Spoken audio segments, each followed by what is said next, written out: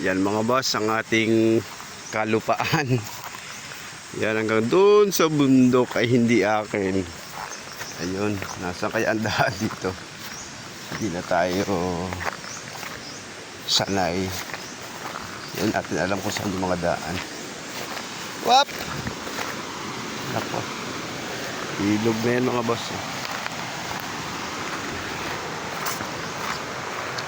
Ay, natumba.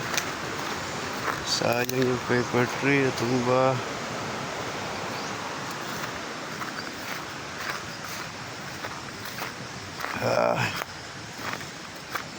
Grabe. Sira kasi yung mga daan dito kaya hindi tayo makadala ng sasakyan. Wala tayong motor.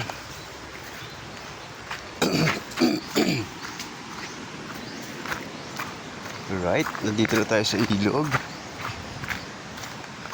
Yan, balik to back to ano na tayo,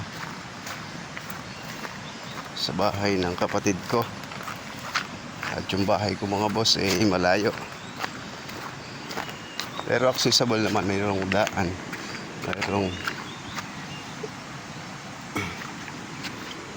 Mayroong ano naman, kalsada. Kaso nga lang bumagyo kaya hindi tayo makapagdala ng kahit motor.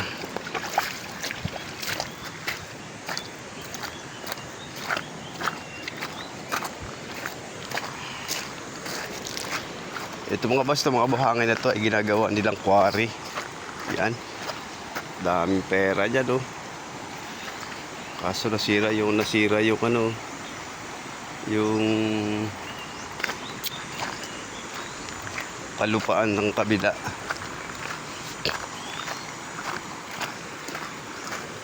Although may-ari niya na doon sa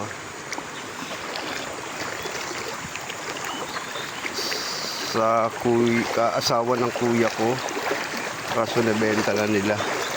Pero yung sa atin mga boss ay mananatili dyan kasi mana natin yun. Minana natin sa ating magulang. Kaya mabalik tayo mga boss dito sa quarry. Ayan,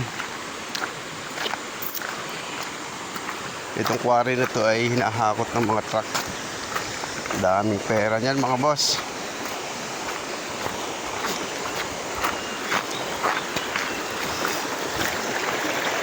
Baka madulas tayo.